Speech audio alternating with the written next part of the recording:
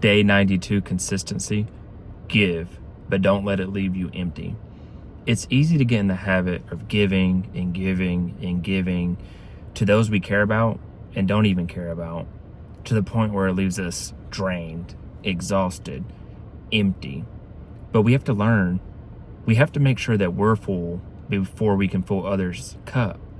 We can't leave ourselves empty, and we can't pour from an empty cup. A drowning person can't save a drowning person. If you've ever been on an airplane, you know what they say about the oxygen mask. They say put yours on before you help somebody else put theirs on.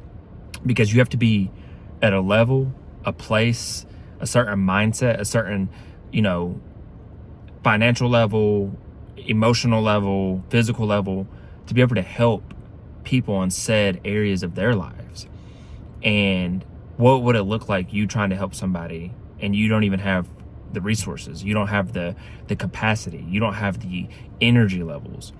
But too many times we let people drain us, even people we love and people we care about, but we never either fill ourselves back up, or we give into the point where we're left empty and ultimately dead on the inside. Dead, not necessarily physically, but we gave all we could give, and now we're left lifeless, drained, exhausted, all these things.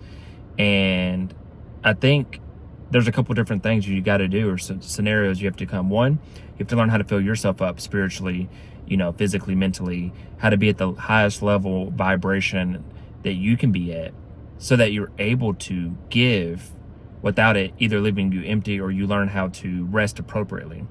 Second, you learn how to have appropriate boundaries. There's a great book called Boundaries. It's literally the name of it. I think it's by Dr. Henry Cloud or something like that. But just type in Boundaries book and it will be like the bestseller, the top book.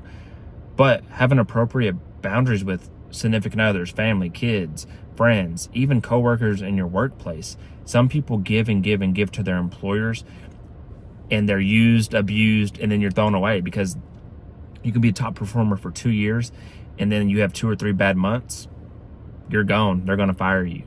And I think too many times we give so much of ourselves without receiving and getting some of that same energy, love, respect back. And it is very draining. It does leave you lifeless. It does leave you exhausted. It does leave you questioning what to do, how to live. Why do you keep giving? But, a curse of being a good person and having a good heart is pain. This pain will come because people will feel that they can take advantage of you, whether they're intending to or not intending to. Because once they get away with one thing, they think that you're the same person. Oh, I know so-and-so will let me borrow money. I know so-and-so will let me lay on their couch. I know so-and-so will help me come move for free. I know so-and-so will let me vent and put all my problems and negativity on them, and they'll listen to me for 30 minutes to 3 hours without complaining. Like, they're seeking comfort in you or help, and it's because you're a good person.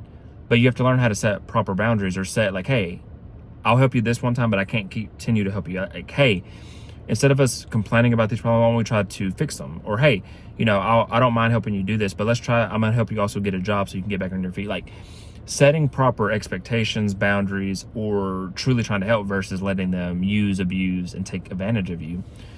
And the people that love you the most, or you love the most, will be the ones that ultimately hurt you the most. And it's just a curse of being a good person, having a good heart, because you could also cut them off, but then there comes the backlash of, oh, so-and-so doesn't talk to me, so-and-so thinks they're too good, so-and-so thinks, whatever, enter the comments. But you know how it goes. But you have to give, because the secret to life is giving. Being a person that gives is a great thing. Like, what you sow, you reap. Karma is a real thing. So always be giving. That is like one of the greatest secrets to life, honestly, because the more you give, the more you receive. You can't outgive God. You can't outgive the universe. However, don't let it leave you empty. Don't let it diminish who you are. Don't let it drain you to the point where now you can't even stand on your own 2 feet, or, conjure thoughts to, overcome, or don't let it stress you out. Don't let it affect your mentality. And it comes ultimately by setting those expectations, setting boundaries, learning when to give and when you can't give, and when to give a loving person. Like, I used to have people that always ask me for money because they know that I either made money or that I wasn't, I had something to give maybe. And ultimately, I had to learn how to start saying no and start telling people, hey, I can't help you.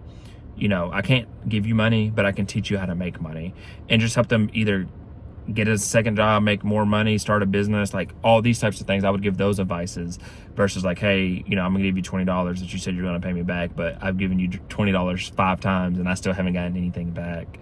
And we still love those people, but it's okay to love people and tell them no. It's okay to love people and keep a distance. It's okay to love people and tell them the honest truth, because true love and true advice, truth in general, it hurts. It's not always sweet like Kool-Aid. Sometimes it's like broken glass. It's sharp. It hurts. It will maybe even make you bleed, make you cry.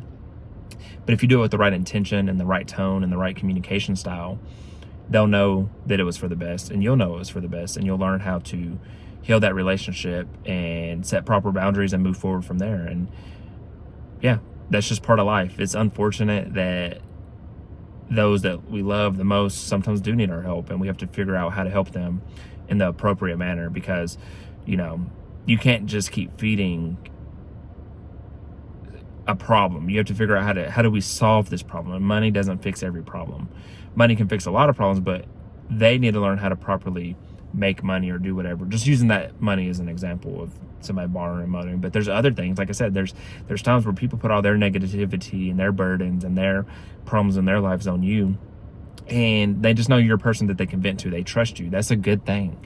But you have to learn how to not let all their negative energy affect you, because it can be they can be energy drainers. They can be like vampire suckers. Like they're sucking your energy and your life and your positivity out, because now you're wearing all their problems and their burdens. So all this to say, be a giver. It's a great thing. It will always ultimately come back to help you in the long run. But don't be taken advantage of, whether it's a workplace, an employer, a friend, a significant other, a wife, a husband, a kid. Learn to set proper boundaries and learn to, don't give too much of yourself. You learn to fill yourself up, whether it's, resting the appropriate way, listening to audios, podcasts, reading books, going to therapy, just working out, getting in tune with your religious belief, whether you believe in God or any of the multiple religions or anything like that. Like, learn how to fill yourself back up, learn how to set these proper boundaries so that you have good relationships in your life and that you're never left feeling empty. So hope this encourages you. Hope this makes you have a good perspective and not to let people take advantage of you. And yeah, still be a good person, but set those proper boundaries. And I wish you peace and blessings on the journey.